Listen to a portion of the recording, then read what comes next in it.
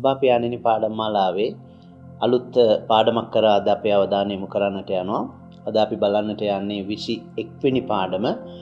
අපි මේ දක්වා කරලා තිබෙන පාඩම් 20 තුලින් ඔබට ආශිර්වාදයක් ලබන්නට ඇති කියලා මා විශ්වාස කරනවා. ඔබට උපකාරයක් වෙන්නට ඇති වචනේ සත්‍යතාවයන් පිළිවෙලකට ඔබට ලබා ගන්න පිණිස අපි 20 වෙනි පාඩමේදී අධ්‍යයනය කරනු ලැබුවේ ආත්මික සඵලත්වය පළවෙනි කොටස. ඒ කියන්නේ ශුද්ධාත්ම දීමනා සම්බන්ධයෙන්.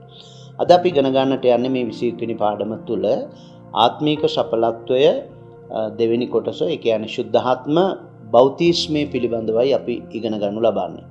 යමෙක් ගැලවීම ලැබුවාට පස්සේ අපි කතා කළා 4 වෙනි පාඩමේදී ගැලවීමේ අත්දැකීම ගැන. දෙවෙනි කොරින්ති 5:17 යමෙක් ක්‍රිස්තුස් වහන්සේ තුළ සිටින්නේ නම් ඔහු අලුත් මැවිල්ලක්ේ පරණ දේ පහවගේ මෙන්න සියල්ලම අලුත් වී තිබේ. අපි කතා කරන්නේ නව මැවිල්ලේ මිනිසයාට උවමනා කරන සත්‍යතාවයන් පිළිබඳවයි. දැන් ඔහු සුද්ධාත්ම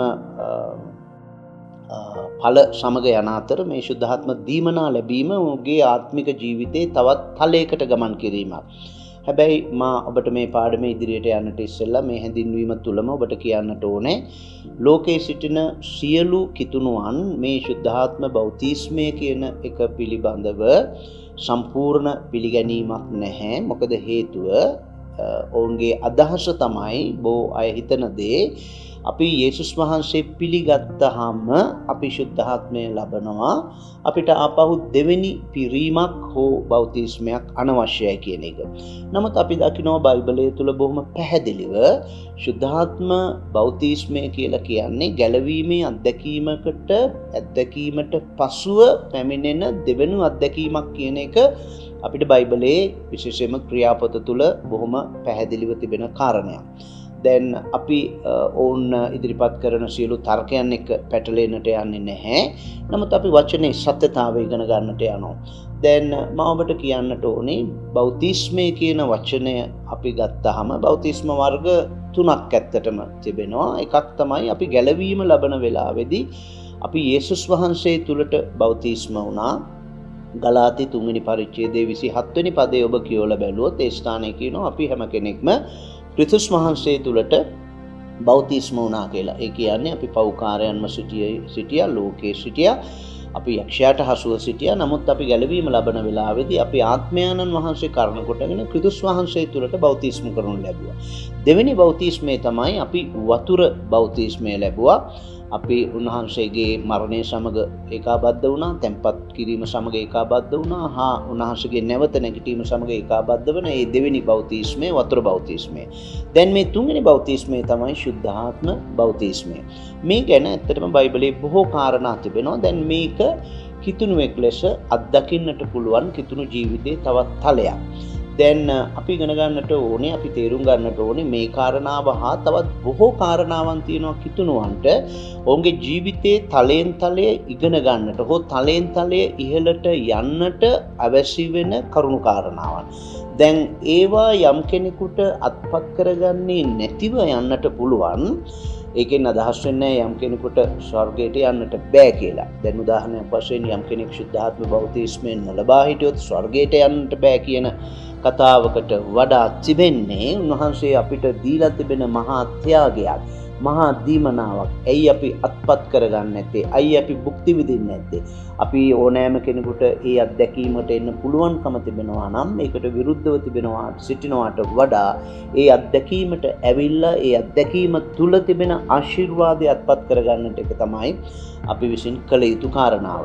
ඒ නිසා අපි බලමු මේ ශුද්ධාත්ම බෞතිස්මය කොහොමද අපි ලබන්නේ, මොකක්ද ඒකේ තියෙන ප්‍රයෝජනය, මොනවද තියෙන බාධා, මේ කාරණා ගැන අපි මේ පාඩමේ ඉදිරියට අපි සාකච්ඡා කරමු. දැන් මුලින්ම ශුද්ධාත්මය ලැබුවේ පෙන්තකොස්ත දවසේදී. ක්‍රියාපොතේ දෙවෙනි පරිච්ඡේදයේ පළවෙනි පදයේ මේ ගැන කියා තිබෙනවා. මම ඔබට කියන්නම්. තවද පෙන්තකොස්ත දවස පැමිණි කල ඔවුන් සියල්ලෝ එක තැනක රැස්ව සිටියෝය. ඒ අනතුරුව තමයි මේ පද පහලට ඔබ කියවගෙන බැලුවොත් ඒ රැස් වෙලා හිටිය අය ඔවුන් යාඥා කරමින් ඉන්න අතරතුර තමයි කියා තිබෙන්නේ ශුද්ධාත්ම බෞතිස්මය ලැබුවා කියලා. දැන් පෙන්තකොස්ත මේ දවස ඉතා වැදගත් දවසක්. දැන් මේ පෙන්තකොස්ත දිනය ගැන බයිබලයේ කියා තිබෙනවා මේක අලුත් ගිවිසුමේ විතරක් නෙමෙයි පරණ ගිවිසුමේ ඉඳලා පැමිණෙන දෙයක්. අපි දන්නවා පරණ ගිවිසුමේ යුදෙවරුන්ට විවිධ මංගල්‍යයන් චාරිත්‍ර විදි තිබුණා. ඒ අතරින් පෙන්තකොස්ත මංගල්‍ය කියලා කියන්නේ ඔවුන් පැවැත්වුව සමරන ලැබූ එක මංගල්‍යයක්. ඔබ ලෙවි කතාව පොතේ 23 වෙනි පරිච්ඡේදය ඔබ අධ්‍යයනය කළොත් ඔබට පෙනෙයි මේ මංගල්‍ය ගැන කියා තිබෙනවා. ඒ කියන්නේ පසුකර යෑමේ පාස්කු මංගල්‍යයේ ඉඳලා සති 7ක් ගියාම 4:49යි 50 වෙනි දවසේදී ඔවුන් ප්‍රථම ඵල දෙවියන් වහන්සේට ඔප්පු කරන්නට තමයි මේ මංගල්‍ය පවත්වනු ලැබුවේ. ඒ වගේම තවත් හේතුවක් තිබෙනවා ඔවුන්ට පවත්වන්නට. ඒ තමයි ඔවුන් සීනයි කන්දේදී මෝසෙස් තුලින් ව්‍යවස්ථාව ලැබීම ඔවුන් අවුරුදු පතා සිහිපත් කළෙත් මේ දවසේදීමයි. ඒ නිසා මෙන්න මේ කාරණාවන් දෙක සම්බන්ධ කරගෙන තමයි ඔවුන් පෙන්තකොස්ත මංගල්‍ය පවත්වනු ලැබුවේ. දැන් එන්නේ දිගටම යුදෙවරුන් අතරේ පවත්වගෙන ආපු මෙන්න මේ පෙන්තකොස්ත මංගල්‍ය දින තමයි මේ මහත් අත්දැකීම වන ශුද්ධාත්ම බෞතිස්මයෙන් සෙනග පූර්ණත්වයේ ලැබීමේ මේ ක්‍රියාපතේ සඳහන් කරලා තියෙන මේ පළවෙනි පදේ මම ඔබට කිව්වා තවද පෙන්තකොස්ත දවස පැමිණි කල ඔවුන් සියල්ලෝ එක තැනක රැස්ව සිටියෝය. එතකොට මේ අලුත් ගිවිසුමෙත් 50 වෙනි දවසේදී 50 වෙනි දවස කියන්නේ යේසුස් වහන්සේගේ මලවුන්ගෙන් නැගිටලා අපි දන්නවා දවස් 40ක් උන්වහන්සේ සෙනග සමග ජීවත් වුණා. ඊට පස්සේ උන්වහන්සේ උසවා ගත්තට පස්සේ තවත් දින 10ක් ගියාට පස්සේ මොකද යේසුස් වහන්සේ ස්වර්ගයට ඔසවා ගන්න වෙලාවේදී උන්වහන්සේ ගෝලයන් ඇතුළු උන්වහන්සේ සමීපව හිටිය අයට කිව්වා නුඹලා යෙරුසලමෙන් අහක්වන ගොස් පියාණන් වහන්සේගේ පොරොන්දුව නුඹලා වෙතට පැමිණෙන තුරු නුඹලා යෙරුසලමේ රැඳී සිටින්න. ඕන් යෙරුසලමේ උඩුමහල් මැදුර රැඳී සිටීමේ ඕන් දිගටම යාඥා කළා. ඒ අතරතුර තමයි 10 වෙනි දවසේදී ඒ කියන්නේ මුළුමනින්ම 50 දවසක් ඒ කියන්නේ 50 වෙනි දවසේදී ඒ පෙන්තකොස්ස ඒ 50 වෙනි දවසේ වගේම මේ සිද්ධාන්තයත් පාස්කුවේ ඉඳලා උන්වහන්සේගේ මරණය ඉඳලා 50 වෙනි දවසේදී තමයි මේක අපි දකින්නේ සිදු වුණා කියලා අපි දකින්නේ. දැන් මේ දවසේදී මොකක්ද සිදු වුනේ? කියා තිබෙන ඕන් හැම කෙනෙක්ම උඩුමහල් මැදුර රැස් වෙලා හිටියා. 1:14-15 පද මම ඔබට කියවන්නට යනවා. ඒ ස්ථානයේ මෙන්න මේ ආකාරයෙන් කියනවා 1:14-15 පද. මේ සියල්ලෝම ස්ත්‍රීන්ද යේසුස් වහන්සේගේ මව් වූ මරියාද උන්වහන්සේගේ සහෝදරයන්ද සමග එක්සිත නොකඩවා යාඥා කරමින් සිටියෝය. මේ ඒ දවස්වලදී 120 දෙනෙක් පමණ සෙනග රැස්ව සිටි කල පේත්‍රස් සහෝදරයන් මැද නැගිට සිට කියනුවේ. අපිට පේනවා උන් උඩුමහල් මැදුරේ රැස් වෙලා හිටියා. ඒ වගේම 120 දෙනෙක් රැස් වෙලා හිටියා කියලා මේ උන්වහන්සේ දුන්නා වූ පොරොන්දුව මොන පොරොන්දුවද? ශුද්ධාත්මයන් වහන්සේගේ පැමිණීමේ පොරොන්දුව බලාපොරොත්තුෙන් 120 දෙනෙක් පමණ උඩුමහල් මැදුරේ රැස් වෙලා සිටිය බව තමයි අපිට මේ ස්ථානයේ පෙන්눔 කරන්නේ. දැන් ඊළඟට අපි බලමු ඔවුන් අපිට පේනවා බයිබලයේ ඊළඟ කොටස අපි බලද්දී දෙවෙනි පරිච්ඡේදයේ ඉදිරි පද බලද්දී ඔවුන් ශුද්ධාත්මයෙන් පූර්ණත්වය ලැබුවා. ඒ ඔවුන් ලැබපු අත්දැකීම තමයි වර්තමානයේ අපි ඕනෑම කෙනෙකුට ලබන්නට පුළුවන්. දැන් අපි බලමු මේ ශුද්ධාත්ම බෞතිස්මය ලබන්න යමකට තියෙන්න ඕනේ සුදුසුකම් මොනවද කියලා අපි බලමු. මේ සුදුසුකම් වලින් අපි මාවට බයිබලයේ එක පදයක් කියවන්නට යනවා. ඒ තමයි ක්‍රියාපතේ දෙවෙනි පරිච්ඡේදයේ 37 සහ 38 වෙනි පදය මම ඔබට කියන්නට යනවා. ඔහු ඒ ආශා කියන්නේ පේත්‍රස්තුමා විසින් ශුද්ධාත්ම බෞතිස්මය ලැබුවට පස්සේ ඒ රැස් වෙලා හිටිය දහස් ගණන් සෙනගට ඔහු විසින් කරන ලද දේශනාව අවසානයේදී ඒක අහගෙන හිටිය සෙනග ඔහු ඒ ආශා අනින ලද සිත් ඇතුව සහෝදරනි අපි විසින් මක් කරන්නට ඕනෑදයි පේත්‍රස්ගෙන්ද අනිත් ප්‍රේතයන්ගෙන්ද ඇසුවෝය. පේත්‍රස් කතා කරලා කියනවා නුඹලා සියල්ලෝම පසුතැවිව පව්කමාව පිණිස යේසුස් ක්‍රිස්තුස් වහන්සේගේ නාමයෙන් බෞතිස්මය ලබන්න එවිට ශුද්ධාත්ම දීමනාව ලබන්න ඕය. එතකොට අපිට පේනවා බොහොම පැහැදිලිව පේත්‍රස්තුමා කියනවා නුඹලා යේසුස් වහන්සේගේ නාමයෙන් පසුතැවිව යේසුස් වහන්සේගේ නාමයෙන් බෞතිස්මය ලබන්න එවිට ශුද්ධාත්ම දීමනාව ලබනවා. එතකොට අපිට මොකක්ද පේන්නේ? අපිට පේන පැහැදිලි දේ තමයි යම් කෙනෙකුට උවමනා වෙන ප්‍රධාන සාධකය හෝ අත්‍යවශ්‍යම කාරණය ශුද්ධාත්ම බෞතිස්මය ලබන්නට යමෙක් ගැලවීම ලබලා සිටීම. අපි 4 වෙනි පාඩමේදී සාකච්ඡා කළ ආකාරයෙන් මේ වන විට ඔබ ඒක අත්දැකලා තිබෙන ආකාරයෙන් ගැලවීමේ අත්දැකීම තමයි බෞතිස්මය ලබන්නට උවමනා කරන ප්‍රධාන සාධකය. ඒ වගේම ක්‍රියාපතේ 8:14 ඉඳලා 17 දක්වා අපි මේ පද ටික බැලුවොත් අපිට පේනවා ක්‍රියාපොතේ 8 වෙනි පරිච්ඡේදයේ කතා කරන්නේ සමාරියේ කියන ප්‍රදේශය තුල සේවයක් ආරම්භ වුණා. ඒ සේවය ආරම්භ වෙලා බොහෝ අය පිලිප් කියන එවැන්ජලිස්ට්වරයා ඒ ප්‍රදේශයට ගියාම බොහෝ හාස්කම් සිදු වුණා, බොහෝ දේවල් සිදු වුණා, සේවය වර්ධනය වුණා. දැන් එහි තිවිච්ච සේවය ගැන ආරංචි වුණාම මහ සභාවට, ඒ කියන්නේ යෙරුසලමේ තිබුණ ආරම්භක සභාවට ආරංචි වුණාම යෙරුසලමේ සභාවෙන් පේත්‍රස්තුමා සහ යොහාන්තුමාම යවනු ලබනවා ඒ සභාවට. ඒ අය උදෙසා යාඥා කරන්න. මම ඒ පද දෙක ඔබට කියවන්නම්. ක්‍රියාපොතේ 8 වෙනි පරිච්ඡේදයේ 14 ඉඳලා 17 දක්වා පද තුනක්ම තිබෙනවා. ඒ ස්ථානයේ කියනවා සමාරියන් දෙවියන් වහන්සේගේ වචනේ පිළිගත් බව යෙරුසලමේ සිටියා වූ ප්‍රේරිතයෝ අසා පේත්‍රස් සහ යොහාන් ඔවුන් ළඟට යවුවෝය. ළඟට කියනවා ඔව්හු එහි ගොස් ඔවුන්ට ශුද්ධාත්මය ලැබෙන ලෙස ඔවුන් උදෙසා යාඥා කළෝ. යමක් නිසාද ඔවුන් ස්වාමී යේසුස් වහන්සේගේ නාමයට බෞතිස්ම කරනු ලැබුවා මිස ශුද්ධාත්මය ඒවනතුරු ඔවුන්ගෙන් කිසිවෙකු කෙරෙහි පැමිණ තිබුණේ නැත. ප්‍රේරිතයන් ඔවුන් කෙරෙහි අත්ලැබූ කල ඔවුන්ට ශුද්ධාත්මය ලැබුණේ. ඔබට පේනවද? බොහොම පැහැදිලිව කියා තිබෙනවා ඒ සමාරිය ගැලවීම ලැබලා හිටිය සෙනග ඒ වනකන් ඔවුන් ශුද්ධාත්මය ලැබලා තිබුණේ නැහැ. ඔවුන් ගැලවීම ලැබලා හිටියා. නමුත් යොහාන් සහ පේතර සේස්සානට ගිහිල්ලා ඔවුන් මත අත දැබුවාම ඔවුන් ශුද්ධාත්ම බෞතිස්මය ලැබුවා. එතකොට ඔවුන් ශුද්ධාත්ම බෞතිස්මය ලබන්න හේතුනේ මොකක්ද? ඔවුන් ගැලවීම ලැබලා තිබුණා. එතකොට මිත්‍රවරුනි, මේ ශුද්ධාත්ම බෞතිස්ම කියන මේ අනර්ග දීමනාව ලබන්න ගැලවීම කියන එක එම නැත්නම් පුජ්‍යලිකව යේසුස් ක්‍රිස්තුස් වහන්සේ තමන්ගේ ගැලුම් කරුවාණන් ලෙස පිළි අරගෙන සිටින්නටම උවමනයි. දැන් මේ ශුද්ධාත්ම බෞතිස්මය ලබන පිණිස නමුත් අපි අවබෝධ කරගන්න ඕනි යමෙක් වතුර බෞතිස්මය ලබන්නට ප්‍රථමයෙන් පවා. මොකද සමහරක් අය හිතනවා වතුර බෞතිස්මය ලැබීම අනිවාර්ය දෙයක්. මොකද අපි අර කියපු පදේ කියන තිබෙනවා පේත්‍රස්තුමා කියනවා නුඹලා පසුතැවිලියෝ යේසුස් වහන්සේගේ නාමයෙන් බෞතිස්මය ලබන්න එවිට ශුද්ධාත්ම දීමනාව ලබන්න ඕනේ. දැන් ඒකෙදි ඇත්තනම පේන්නේ ඔවුන් උන්වහන්සේට විරුද්ධව සිටිය නිසා තමයි ඒ සෙනගට කියන්නේ නුඹලා යේසුස් වහන්සේගේ නාමයෙන්. ඔවුන්ට පසුතැවිලීම කියන්නේ යේසුස් වහන්සේව ප්‍රතික්ෂේප කිරීම. ඒ නිසා යේසුස් වහන්සේව පිළි අරගෙන උන්වහන්සේගේ නාමයෙන් බෞතිස්ම ලබන්න. මොකද ඔවුන් ඒක දැනගෙන තිබුණේ නැති නිසා යා තිබෙනවා එවිට ශුද්ධාත්ම දීමනාව ලබන්න ඕන. නමුත් මිත්‍රවරුනි, ඒක ඔවුන් ගැලවීම ලැබීමේ අත්දැකීමක් එක්කමයි ඒක සිදු වෙන්නේ. දැන් මම ඔබට කියනවා අද අපි ගැලවීමේ අත්දැකීම යමෙකුට තිබෙනවා නම් වතුර බෞතිස්මය ලබන්නට ප්‍රථමයෙන් මේ තැනැත්තා හෝ තැනැත්තිය ශුද්ධාත්ම බෞතිස්මය ලබන්නට පුළුවන්. ඒකෙන් කිසිසේත්ම අදහස් වෙන්නේ බෞතිස්මය අනවශ්‍යයි කියන එක. හැබැයි බෞතිස්මය ලබන්නට ප්‍රථමයෙන් අපේ සේවය තුළ අපි අත්දැකලා තිබෙනවා බොහෝ අය ඔවුන් ගැලවීම ලැබලා ටික දිනකින් හෝ ගැලවීම ලැබපු විගසම පවා ඔවුන් ශුද්ධාත්ම බෞතිස්මය ලබන අවස්ථාවන් තිබෙනවා. දැන් නමුත් මේ ගැලවීම කියන දේ ලබන්නටම ඕනේ. ඒ කියන්නේ වෙන සුදුසුකමක් බෞතිස්මය හෝ තව සුදුසුකම් අනවශ්‍ය බවයි අපිට පේන්නේ. ඒ වගේම මම කැමතියි ඒකට තව දෙයක් එකතු කරන්න. සමහරක් අය හිතනවා මේ ශුද්ධාත්ම බෞතිස්මය ලබන්න ඔහුගේ ජීවිතයේ අඩුපාඩුකම් සම්පූර්ණයෙන්ම නිදහස් වෙන්නට ඕනේ. සම්පූර්ණයෙන්ම ඔහුගේ දුර්වලකම් වලින් නිදහස් වෙන්නට ඕනේ. මෙන්න මේ හේතුව නිසා බොහෝ කිතුණුවෝ අපි ඉදිරියේදී ඒක වැඩිපුර සාකච්ඡා කරන්නට බලාපොරොත්තු වෙනවා.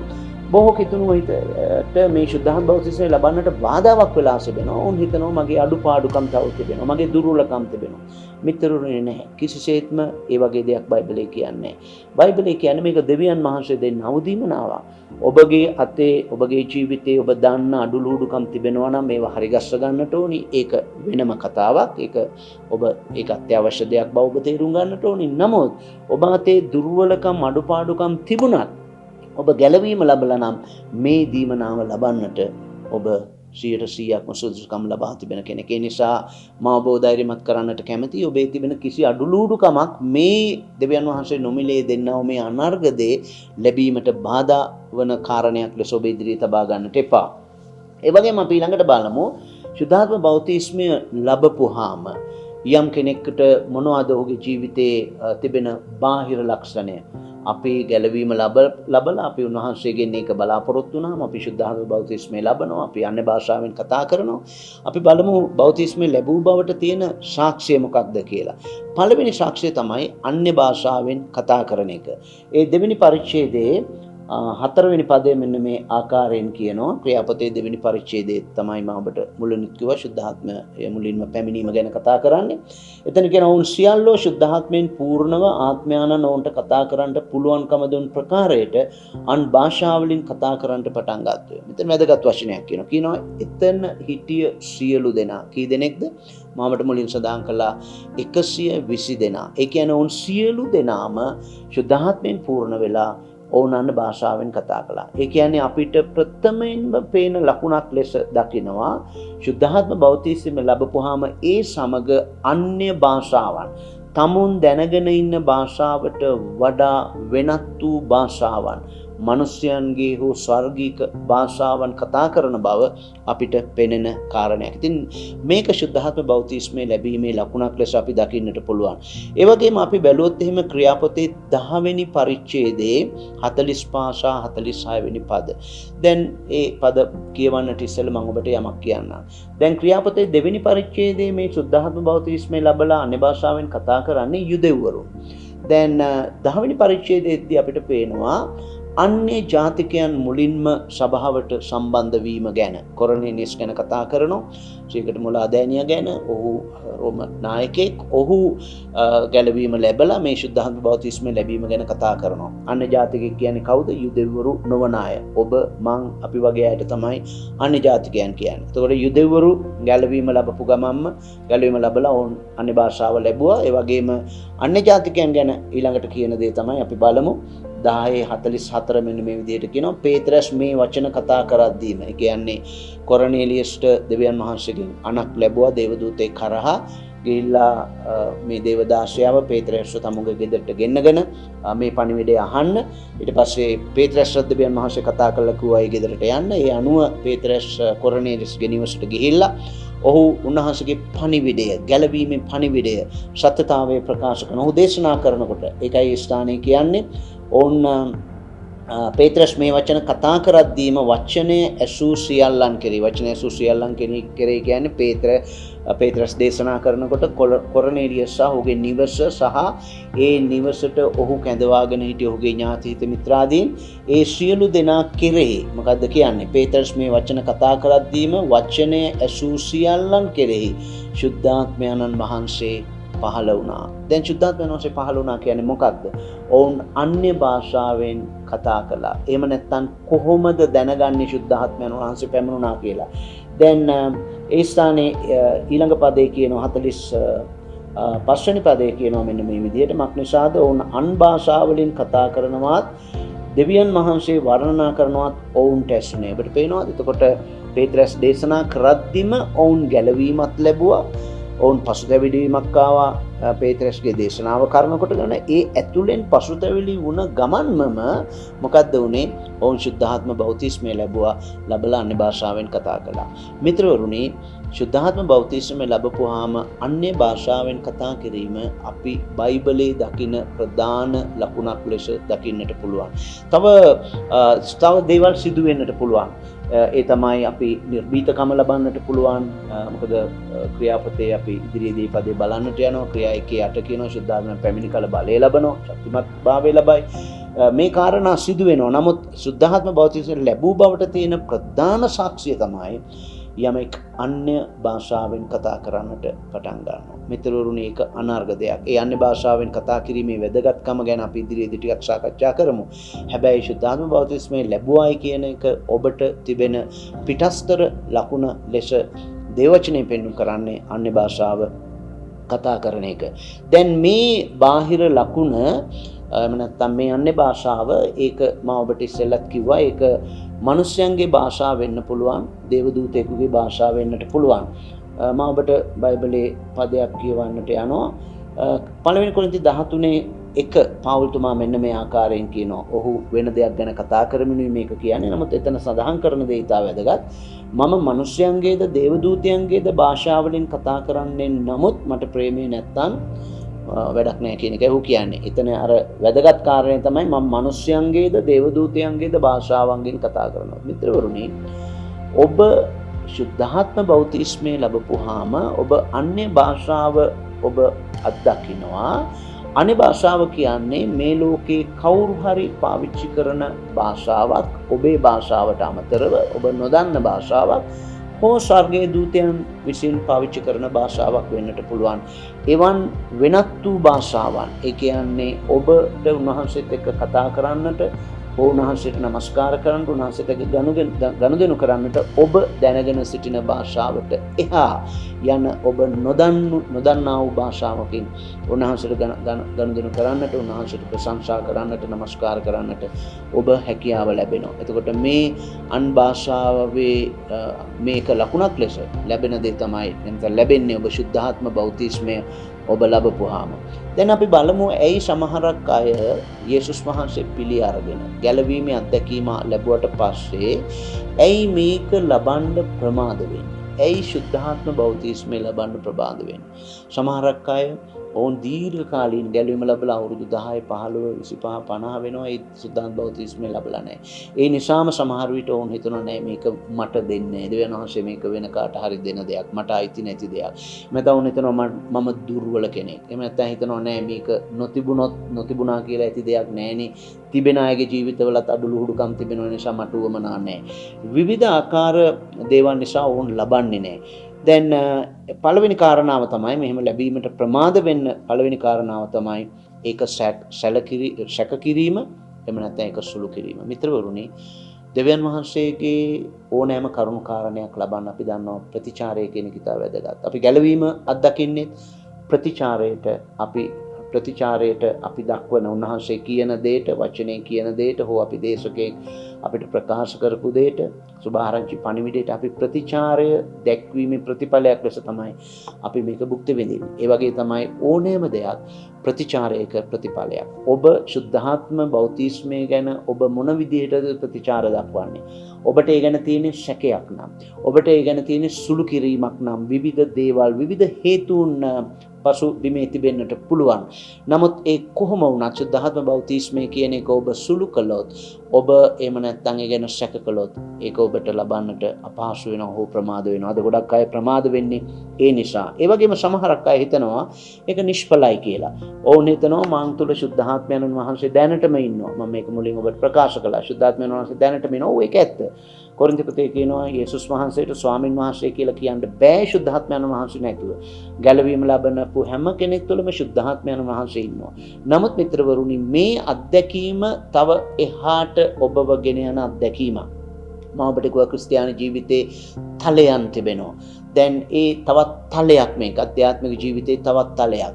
දැන් යම් කෙනෙක් හිතුවොත් නෑ මේක මට ඕනේ නෑ. දැනටම ශුද්ධාත්මයන් වහන්සේ මන් තුල ඉන්නවා. මං හිතන්නේ ඒ පුජ්‍යලයට ලබන්නට පුළුවන්.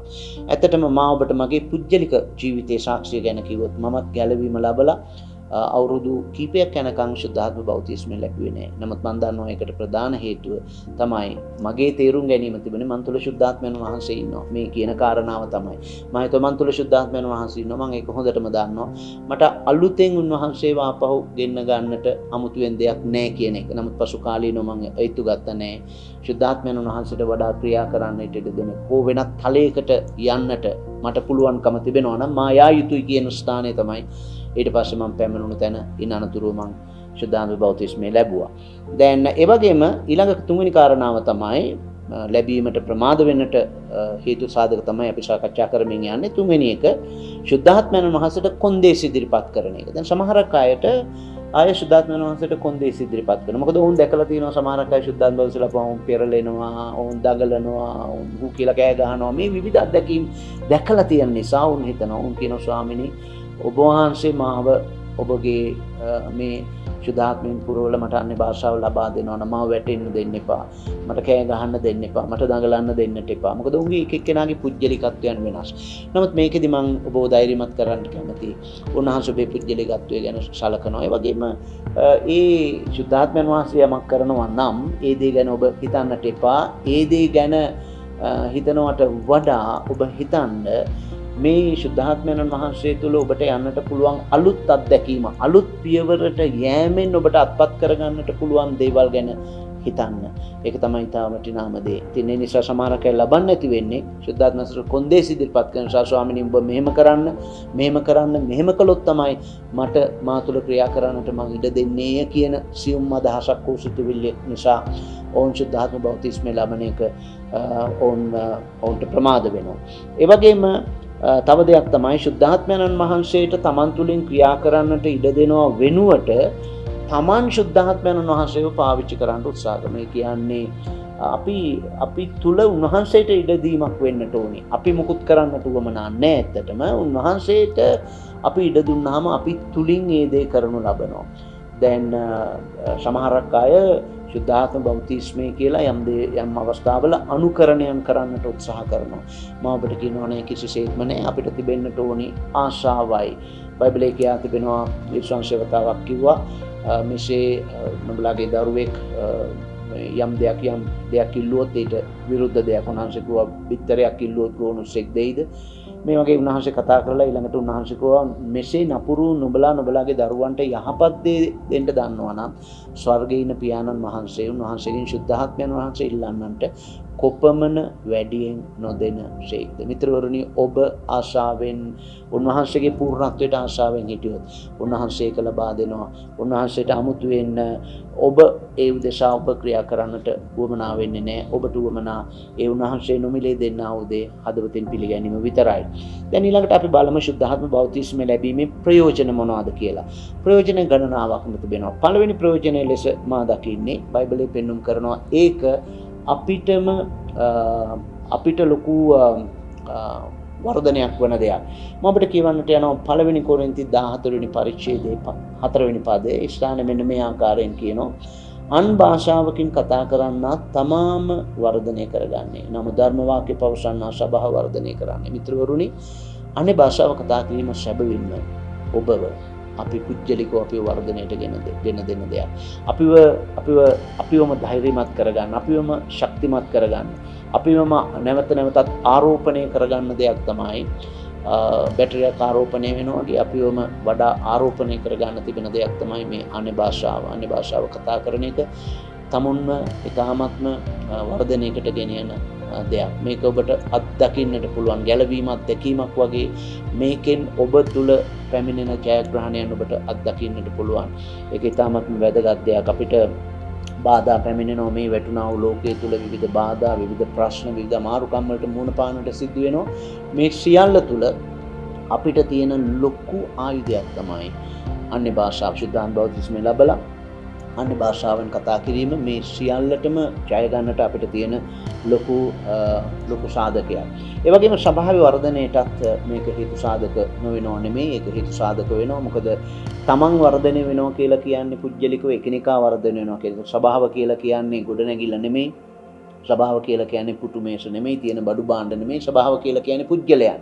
ඒතර ඔබ පුජ්‍යලිකව වර්ධනය වෙනවා කියලා කියන්නේ ස්වභාව වර්ධනයක්, ස්වභාව ශක්තිවත් වීමක්. ඒ වගේම ඔබ ඊළඟ දේ තමයි ඔබ බලය ලබනවා. ක්‍රියාපොතේ පළවෙනි පරිච්ඡේදයේ 8 වෙනි පදයේ මෙන්න මේ ආකාරයෙන් කියනවා නම ශුද්ධාත්මයන්න් වහන්සේ නුඹලා කෙරෙහි පැමිණි කල නුඹලා බලය ලබන්නෝය. ඒ විට නුඹලා යෙරුසලමේද යුදෙහිද මුළු යුදෙහිද සමාරයේද පොළවේ සීමාව දක්වාද මාගේ සාක්ෂිකාරයෝ වන්නෝයයි කීසේක. දැන් උන්වහන්සේ බොහොම පැහැදිලිව කිව්වා. ඒකයි උන්වහන්සේ කිව්වේ මේ පොළවෙන් යන්නට ඉස්සෙල්ලා උන්වහන්සේ කිව්වා නුඹලා මේ පොරොන්දුව ලබලා බලයෙන් සරසනතුරු යෙරුසලමෙන් අහක්ව යන්න එපා.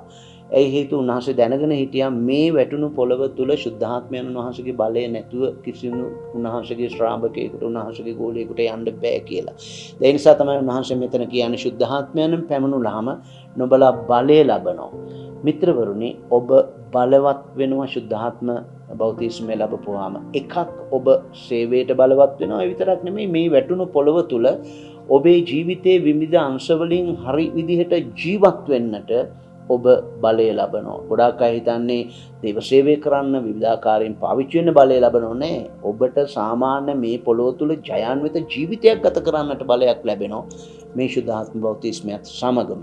ඒ වගේම මෙතන කියා තියෙනවා විට නුඹලා යෙරුසලමේද යුදෙහිද සමාරයේද පොළවේ සීමාව දක්වාද මාගේ සාක්ෂිකාරයෝ වන්නෝය. ඔබට පේනවා යේසුස් වහන්සේ කුරුසි මැරුණට පස්සේ මේ ගෝලයන් මොනවද කළේ? ඔවුන් නැවතත් ඔවුන්ගේ පරණ රස්සාවලට ගියා. ඔවුන් බයේ හිටියා.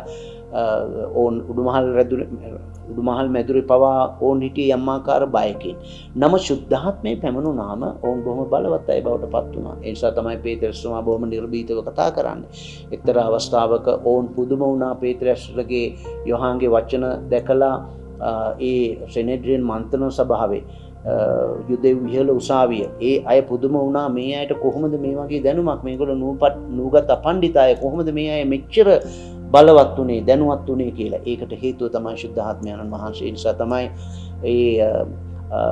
මේ නාසරෙත් වල ඊශ්‍රායලයේ මුල්ලක ඇති වුණ මේ දේ අවුරුදු 30-40ක් යනකොට මොනවද උනේ අපි දකිනවා ලෝකේ කෙලවර දක්වාම යේසුස් වහන්සේගේ මරණයෙන් පස්සේ ඉතුරු අවුරුදු වල පළවෙනි සතවර්ෂයේ අවසාන වන විට ලෝකේ එවකට කෙලවර වන රෝමයේ දක්වාම මේ බලවත් පණිවිඩය යන්නට හේතු සාධක වුණේ ඔවුන් මේ ශුද්ධාත්ම බෞතිස්මය ලබලා බලවත් වීමේ සතමයි කියන්නේ ශුද්ධාත්මයන් පැමිණි කල නුඹලා බලය ලබනවා. එවිට නුඹලා යෙරුසලමේද යුදෙහිද සමාරියේද පොළවේ සීමාව දක්වාද මගේ සාක්ෂිකාරයෝ වෙනවා කියලා කියන්නේ ඒකයි.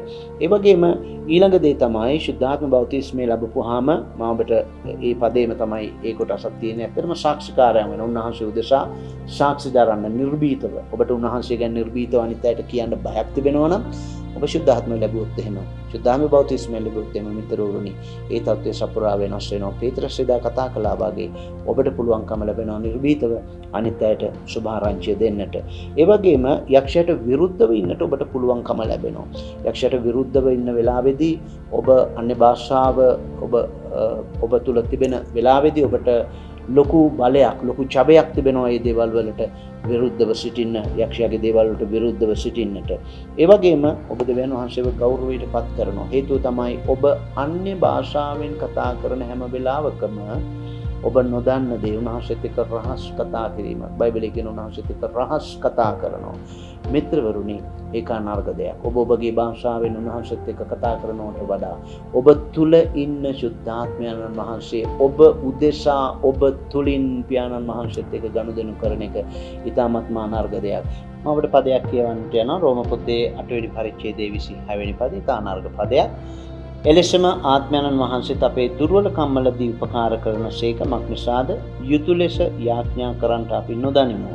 නමුත් ආත්මයන්න් වහන්සේම කිය නොහැකි කිඳිරි ගෑම්වලින් අප උදෙසා මැදහත්කම් කරන සේක. මිත්‍රවරුනි අප ශුද්ධාත්ම බෞතිස්ම ලැබීමේ තිබෙන මහා ප්‍රයෝජනයක් තමයි උන්වහන්සේ අපි තුල ඉන්න අතර අපි තුලින් ශුද්ධාත්මයන් වහන්සේ පියාණන් වහන්සේට යාඥා කරන සමහරක් වෙලාවල් තිබෙනවා අපි යාඥා කරන්න දන්නේ නැහැ. මෙතන කියා තිබෙනවා යුතු ලෙස යාඥා කරන්නට අපි නොදනිමු. අපි හිතනවා අපි යාඥා කරන්න දන්නවා කියලා. නම් ඇත්ත කතාව නම් දෙවියන් වහන්සේගේ කැමැත්තට අනුව යම් දේවල් ගැන යාඥා කරන්න අපි දන්නේ නැහැ. නමුත් අපි තුල ඉන්න ශුද්ධාත්මයන් වහන්සේ ඒ අපි ලබා තිබෙන ඒ අන්‍ය භාෂාව හරහා ශුද්ධාත්මයන් වහන්සේ අපි තුලින් පියාණන් වහන්සේට යාඥා කරනවා.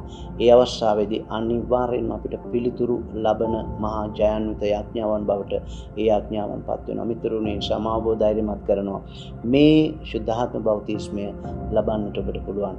සමහරක් අය ඒක අනවශ්‍යයි කියලා හිතනවාට වඩා මම ඔබව ධෛර්යමත් කරනවා. ඒකේ අවශ්‍යතාවය වැදගත්කම ප්‍රයෝජනය ගැන හිතලා තවත් ආත්මික අත්දැකීමකට අනිත් අය ගිහිල්ලා තිබෙනවා නම් එයි මම නොයන්නේ මටත් ඒක උවමනයි. මම ඒක අත්විඳින්නට ඕනේ, භුක්ති විඳින්නට ඕනේ කියන තීරුම් ගැනීමෙන් මේ ශුද්ධාත්ම බෞතිස්මය අත්දකින්නට කියලා මම ඔබෙන් ඉල්ලා සිටිනවා. මේ පාඩමෙන් අපි මේ සත්‍යතාවය හොඳින් තහවුරු කරගෙන ශුද්ධාත්ම බෞතිස්මය අපි පුජ්‍යලිකව අත්දැකීමේ එකේ ඵල ප්‍රයෝජනය ලබා ගන්නටම අවශ්‍යයි. නිසා මගේ යාඥාව හා ප්‍රාර්ථනය නම් මේ පාඩම අපට ආශිර්වාදයක් වේවා. ඔබ යම් කෙනෙක් ශුද්ධාත්ම බෞතිස්මය ලැබලා නැත්නම් ඉදිරි දිනවල ශුද්ධාත්මයන් වහන්සේගෙන් පිරී අන්‍ය භාෂාවෙන් කතා කරමින් බලවත් දේ අත්දකින්නට හා භුක්ති විඳින්නට දෙවියන් වහන්සේගේ මහත් අනුග්‍රහය ඔබ සමග පවතිවා. දෙවියන් වහන්සේට ආශිර්වාද කරනසේකවා.